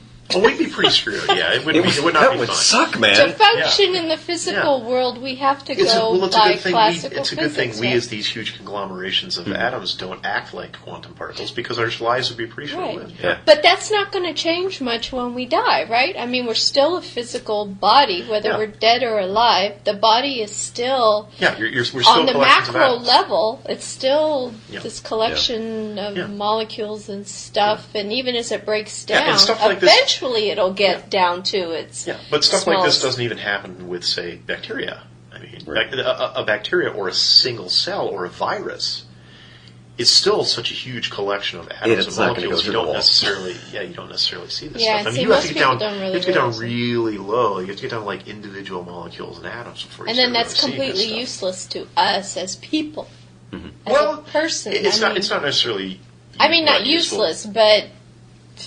I will never be able to stick my hand through the wall. Right. That's what I'm saying. Well, there's no practicality. Without or your hand. Or your hand. More likely my hand, I'm thinking, unless the wall's made of balsa wood or something. But that's the thing. And so what happens is the people who get into the quantum woo, they'll hear about an idea of quantum tunneling and say, oh, you can have something that goes through this barrier, and then they'll just make that leap. Well, that must be how the Buddha did it. It's like, unless the Buddha was made of a few atoms, I don't think so. And I think that's what they're trying to say, that the soul, or the consciousness, is made up of this tiny, tiny quantum stuff that then leaves the body. But that doesn't sound at all like what you're saying, because you're talking about the atoms of the physical body, not something else. No. So the wave particle duality thing is definitely now, and I did mention that's kind of like the easier one to deal with. But the other one, I think you were talking about the notion of a particle being in two different places at once. Right, so and that can you explain what they say by that again? The potential of things happening all at once, the probability. That they're connecting rebirth to that somehow. Okay. Well, here's what I can. Okay, this is where we start to get really thick, because this is a little bit tricky. You may remember very early in the interview I mentioned the idea that when you start talking about quantum physics, and again, this is the context that we're dealing with things on the quantum scale, right? We always have to remember that when we're talking about this stuff. That the notion of time and causality isn't necessarily what we normally experience on the classical Krauss was talking about that. Mm-hmm. And so we always have to bear that in mind. I mean, there are interpretations, and it's important to understand this is an interpretation of the science. Okay, there are interpretations of quantum physics where the idea of time kind of goes out the window. Believe it or not, this kind of goes back to what's called the Feynman path integration formulation of quantum physics. So this goes back to Richard Feynman. He's a famous physicist from the 20th century. He's wonderful. That's what Lawrence's talk was on today. And what he's talking about when you talk about path integration is when you're trying to describe the quantum physics of a particular situation, you apply something that we call the principle of least action to that scenario, and what ends up happening is you end up looking at all of the possible paths by which this event can take place. And these possible paths take different routes through, for lack of a better term, different routes through time, right? And what you end up getting is you end up getting in this calculation, time kind of slips out of the equation, right? It becomes kind of... Now, is that a math problem, though? That's a mathematical way of formulating it, right? Right. So some people interpret this as time doesn't really have any meaning at that scale.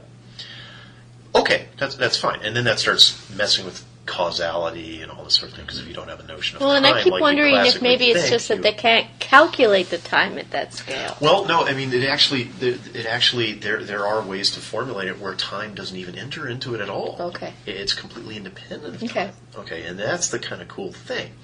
And so this whole notion of causality, or the arrow of time going forward, time going backwards, just kind of becomes meaningless, and you start thinking about it in other terms. So that's kind of neat. It's neat. It's weird as hell. I can do some of the calculations, but do I? And again, but this goes back: do I understand it in my gut intuitively? No, because we exist in the macroscopic world, and I'm used to looking at the clock, Right. and I'm used to seeing the second hand tick in a specific direction. You know, and it's like it's kind of weird. You know, we don't exist as just a few atoms in the quantum world. Now, here's another one to mess with you on this one. This is a really neat one. There's another interpretation of quantum physics, which is called the many worlds interpretation of quantum physics. Have either of you ever heard of this? I've heard of it, but I don't recall it. And I mention this one specifically because another one of the quantum woo things that you'll hear is, my state of mind determines my reality, or something like that. This is like the secret crap, where if you believe something, it's going to make the universe act this way. Manifesting, yes. And I think that sometimes an abuse of the many worlds interpretation is kind of used to support these ideas. So this is why I mention it. Now, the many worlds interpretation of quantum physics goes something like this. Okay, let's suppose you have a quantum system, an atom or something or other, and you're going to be making measurements of where, say, the electrons are located in specific location of this atom or this potential barrier or potential well or whatever. And I'm using some technical terms, but so actually, let's think of it like this. Think of it like you have a bowl. Okay, and think of the bowl as sort of a way of visualizing what we call a potential function. And the walls of the bowl are like the barrier of the size of this atom, and think of a little marble rolling around inside the bowl as the electron. Okay, now this is sort of a classical way of thinking of it. If we wanted to think about it more in terms of modern physics and quantum physics, you would, instead of thinking about the little electron as a marble, you would kind of think of the electron as this kind of smeared out like cloud of ink or something. You can imagine the bowl is full of water, it's got ink in it. And what you can do is you can try to calculate with a certain probability where the electron is somewhere in the bowl. Right? Of course, you don't know exactly where it is until you make a measurement, but you can calculate ahead of time, okay, well, maybe there's a 30% chance that it's over in this region, and a 40% chance it's over in this region, 5% chance it's here, and so on. But you don't really know where it is until you make a measurement, okay?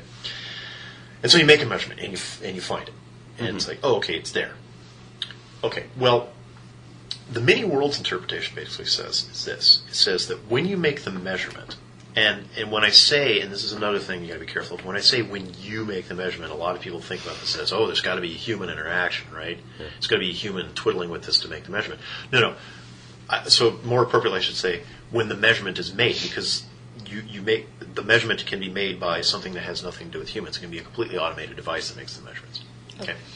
So when the measurement is made, the location of the electron or the state of the system is found. What Many Worlds says is that is one particular direction in which the universe can take. But all the other potentialities also happen, but those happen in a parallel universe. Right? So what happens is when the measurement is made in this situation, there is a universe that goes off in the branch of the 30% probability, and there's a universe that goes off in the branch of the 40% probability, and one in the 5% probability. So is this how Deepak is coming up with the moon wouldn't exist without consciousness having observed it in the This first is where I place? think some of this comes in. This is what I'm leading to. Yeah. But the moon is like a huge macro thing. Right. But there's another angle to this one. Okay. We'll get to. Okay. So, but the thing about Many Worlds interpretation is the reason why it's really profound is that one, it is completely consistent with the mathematics that describes quantum physics. It's completely consistent. That's really interesting. Cool, yeah. But the other thing about it is it's also a completely deterministic way of looking at quantum physics, because all potential outcomes do take place. It's just that they take place with more probability in one case versus another. So it's an actually deterministic way of interpreting quantum physics, and it's consistent with the math. It's funky. It's really cool. Is it possible it's only happening in one way and those other ways just don't play out? Well, the thing is, this is the problem with the Many Worlds interpretation: is how the hell would we ever know? Well, that was my next question. That's the problem. What is the evidence besides the math? That's when it gets kind of touchy. See, and that's what I wonder. And that's why we're very careful to say that these are interpretations of quantum physics. Right. Because the Feynman path integration method yields exactly the same experimental predictions and results as the Many Worlds interpretation does. So how would you distinguish between which is the quote proper interpretation? Right. Well, that's something that, and we don't have evidence. We don't, and so you just kind of look at it. So and it's go, kind of like that's string kinda cool. theory. Yeah, right now. Yeah. They have So the you mathematics. I don't they have know how the hell interpretations, you but would there's ever no test evidence. Many Worlds. I would love it if somebody could figure out a way, but I have no way of figuring out how to do that. So then I guess the argument to Deepak and some of the Buddhists who use that is, we don't have evidence for that. That is an interpretation. Right. And but this is where we don't know. Yeah, and this is where they come in with the whole I can't test thinking that. of the secret and thinking of this is where your consciousness affects the reality. Well, that's the one I wanted to ask. And that's where this comes from, because what they do is they say, it goes back to that making a measurement thing, right? They say, well, when there's a human consciousness involved in making the measurement, the human consciousness forces the universe into this particular state, and so it's creating the reality. Tell us about that, because that's supposed to be an experiment in physics but if there's an observer, the results are different. Therefore, consciousness affects reality. And I wonder, how do we know that it's different if we're the thing ones is, observing it? Well, the thing is that there is something that is called an observer effect, but what people need to understand is that's what they're not missing. What is the observer? The mistake that I think is made is that a lot of people are commonly interpreting the observer as a human with a consciousness. But my point is that with the Many Worlds is that the observer, the quote-unquote observer, could be a piece of machinery, and you get exactly the same results of the experiments. Right. It doesn't matter. They're It's testing. about the observer effect, then, because that's what they're That's what bringing they're up as, harping on. but a person observes and it changes things, therefore people change reality. Right, well, Tell us about this kind of goes back Well, and to... what we observe is on the macro too, right? I mean, Right. So Yeah. And okay, this kind of goes back to the Heisenberg uncertainty principle. This is I'll give you a very, very basic way of thinking of this. Okay, this is extremely simplistic, and if there's any professional, if there's any professional, I'm tired. This is deep. This This is deep stuff. I mean, you guys understand why people can get goofed up on this stuff, but yes. So if there's any professional physicists who take issue with the way I'm describing this, I'm laying this out as simple as I can. It's our fault. Yeah, it's just me. I'm kind of dense. So if you think about, say, a single particle, like, say, again, an electron, for example, and you want to make a measurement, say, of its position, right? So this goes back to the Heisenberg uncertainty principle. Okay. And again, you making a measurement could be a human running an instrument, or it could be completely automated, right? It doesn't matter. Okay. The observer effect, whatever. But what happens is that, say the electron is moving along. Just imagine that you see it kind of moving along through space, and you want to know where it is, right? So, well, how are you going to make a measurement of where it is? Well, you got to bounce something off of it, right?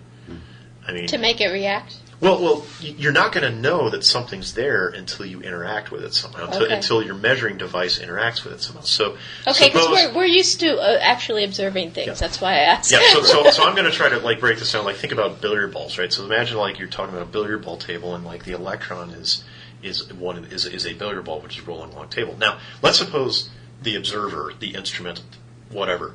You close your eyes, and you're the blind, black, and you've got to figure out where this thing is, right? So what do? You can throw other particles at it, right? So what you can do is you can toss other balls at it. So that's what's behind particle accelerators, and to get them to... Well, no. That's something completely different. This is just a little thought experiment to get you to understand the observer effect, right? Okay, so you got this electron billiard ball rolling along, and then you've got this particle that you're, quote, using to see where it is. Okay, so they hit, clack. Okay, and you can observe the scattering of the particle that you're using to see this, right? So you can observe how it scatters. Mm-hmm. Great, and you can infer from that, the electron must have been somewhere around here. Mm-hmm. Okay, because it went in, it scattered out. Okay, but so in it's the process kind of taking footprints of... Yes, kind of. But in the process, the problem is, though, in the process of doing that, you also alter the trajectory of the electron. Right. Because you have to conserve energy and momentum. Yeah. And so by determining within a certain degree of uncertainty where the electron is, you've then made any subsequent measure, or you've made the momentum also uncertain. You had to have a contact. You had to interact with it in order to make the observation. And where that's being taken is that if I physically, on a macro level, see the book slide across the table, but with my mind I can observe that and change it because of the observer effect says we can, anything we observe, we change. Right. That's quite So it seems like an important point with people on this level is that our observing things doesn't always affect what we're observing. Yeah, because when you're talking about the Heisenberg uncertainty principle, like in the example I just made with the electrons and the billiard balls, doing something in order to see it. Well, but it's also on the quantum scale. Again, you got to think about this constantly. It's on the quantum scale, and so now, if you're talking about that book, right? That book is a huge conglomeration of atoms, and I don't have to blow it up in order to see it, or because hit it or anything. And because this is such a massive conglomeration of atoms, it's like, well, I mean, the Heisenberg uncertainty principle, you have to understand the numbers here. The Heisenberg uncertainty principle, we're talking about uncertainties that are on the order of 10 to the minus 34th. Right? Inconceivable number, and yes. The units are usually in terms of joules and whatnot, but or joule seconds. That's Planck's constant. But anyway, my point is, when you're dealing with huge conglomerations of atoms, like in this book and stuff, it becomes meaningless because you can measure the position and the momentum of that book on a classical scale, on a macroscopic scale. I don't have within to a precision which it. is way bigger than that. I mean, you're not gonna worry about getting down to measuring this in terms of 10 to the minus 34th joule seconds, right? Because it's not that small of a system. But when you get to those teeny tiny systems, those numbers become really applicable to those teeny tiny quantum systems. Right. And this is again the mistake that people make, right? They make the mistake of thinking about the observer effect, quote unquote, with Heisenberg's uncertainty principle, but then they completely neglect the calculations behind that, and they make this wild extrapolation to, this is why you can do things like move the book with your mind stuff, and it's like, no. If you just take some time to work through the numbers, you'll see it's complete crap. It can't work that and way. our concentrating on something and thinking about something doesn't affect anything outside of our skulls.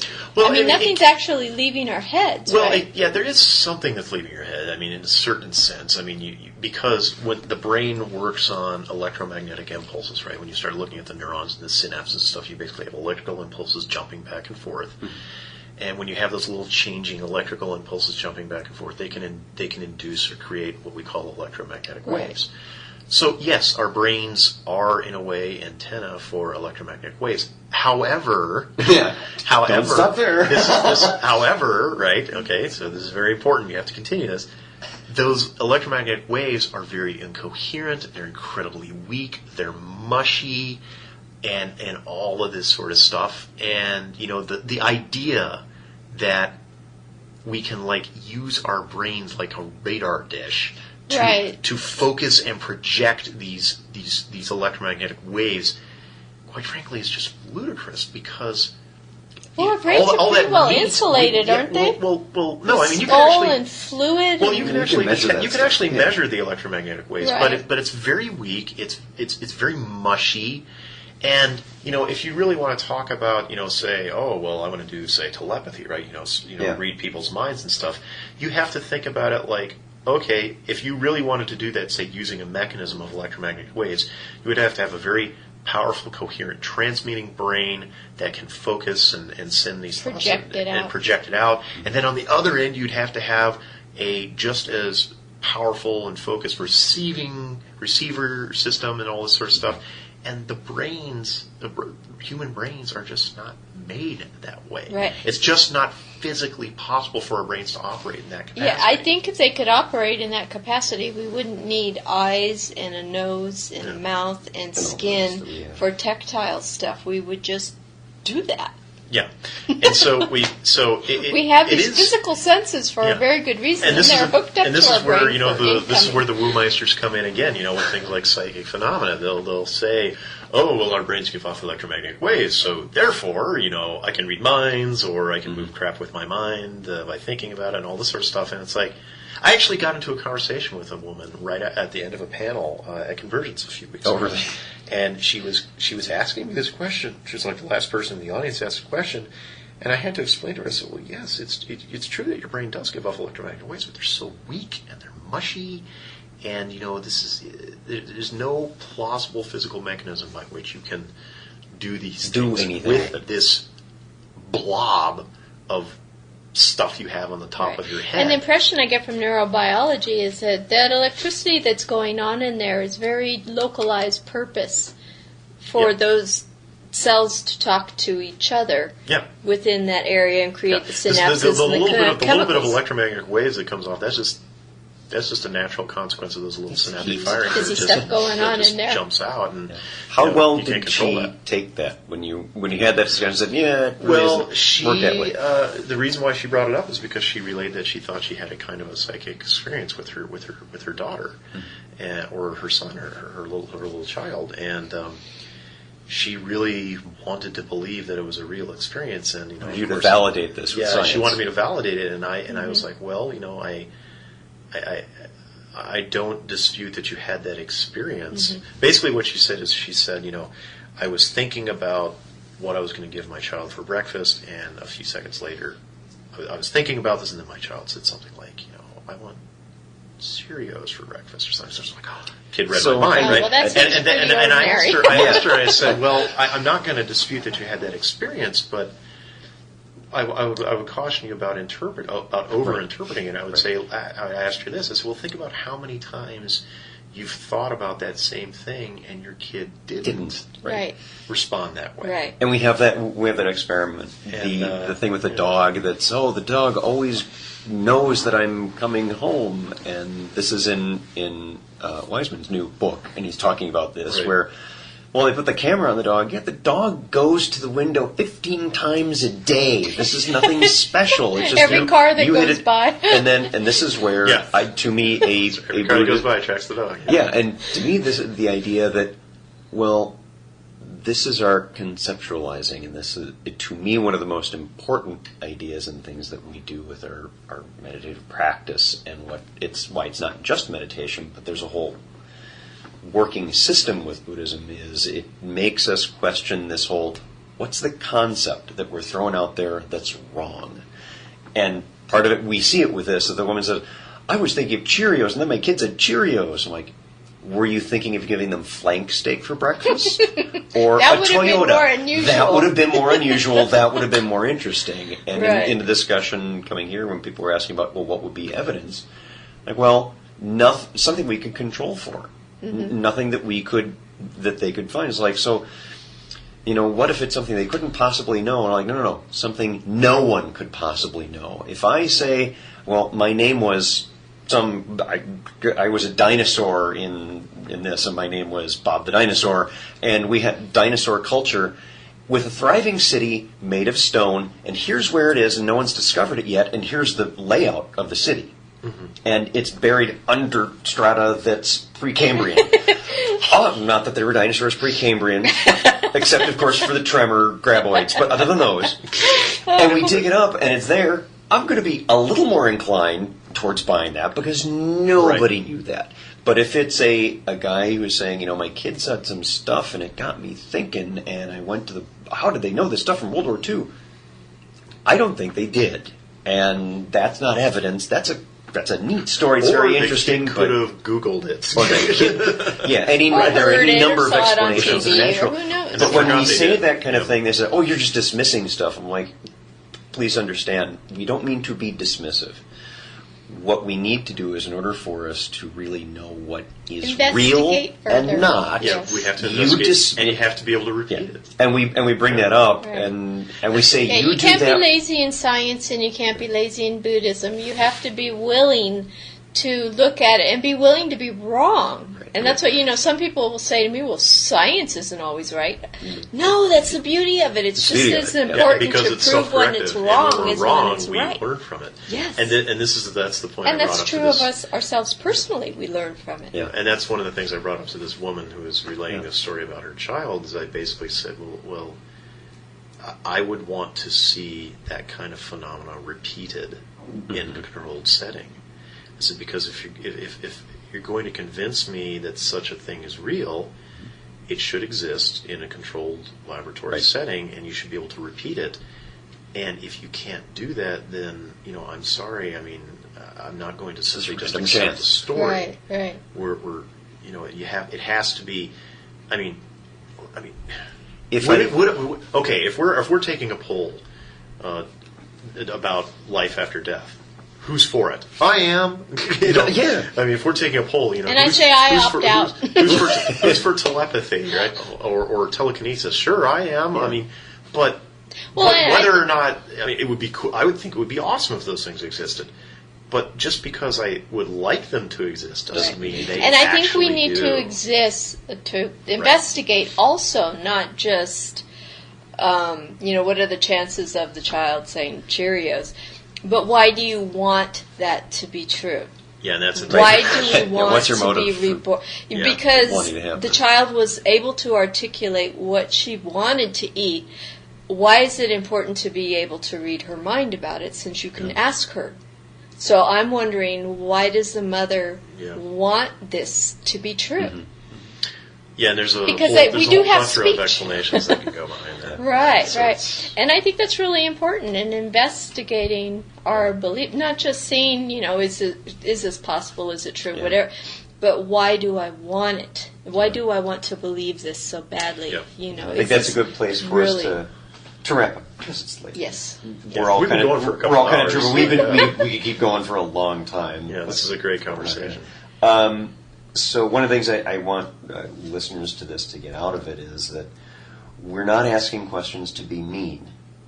We're asking questions because we want to understand, and not just understand what we as, say, Buddhists think about rebirth, but what do other faiths and other traditions say? If we're going to discount someone else's stuff or ask them for evidence, I say we don't discount them, we ask them for evidence. Yeah. We need to do that with our own, and test it. We need to ask that of our own dearly cherished beliefs as well. If they're actual, true, real things, then they'll bear up under that. Right. Matt, where can people find you when they're looking for you online? Well, if they want to read some more of my musings about science and skepticism and teaching and whatnot, they can check out my blog. It's called The Skeptical Teacher. The URL is Skeptical Teacher, all one word, skepticalteacher.org, or just Google it. And then I also have a Twitter feed where I just basically put my blog posts, and you can subscribe to that on my blog. And that's where That's where I do my thing. Excellent. Now we Dana? know where to send our physics Now we know to questions. send our physics questions. Oh, and just should also mention I have a YouTube channel. It's Skeptic MM, capital SKEPTIC, capital M, Skeptic MM. You'll put all Excellent. these on the page. And I will put these on the webpage. And I'll share the links and everything because I've got some interesting videos on there about Excellent. Great. In fact, what I might do for folks listening is, again, I keep encouraging folks who are listening, go to the webpage, because I do stuff like embed some of the videos that people have, and of course all the links to that. Dana Nourie, thank you for being here. Thank Again with you. us. This was great. And Matt Lowry. Yeah, Thanks for thank having me you, on this Matt. Thank you, first Dana. time. This is First wonderful. time. We'll have you on again. Awesome, great. He's done. Okay, this All will right. be fun. Thanks. Bye-bye. Thanks for listening. If you'd like to learn more about something you've heard in today's podcast, please come visit the companion website at www.thesecularbuddhist.com, and you'll find an entire web page devoted to this and every episode. There are also links to discussions about today's topic on the Secular Buddhist Facebook fan page. The music for the Secular Buddhist is used by permission from John Kaizan Neptune's CD Steps in Time. Additional music is provided courtesy of Monty Levinson of Taihei Shakuhachi and Rodrigo Rodriguez. Their websites are linked on the Secular Buddhist on the About Music page. Until next time, remember, every moment you have a choice. Make it the best you can. See you next time on the Secular Buddhist.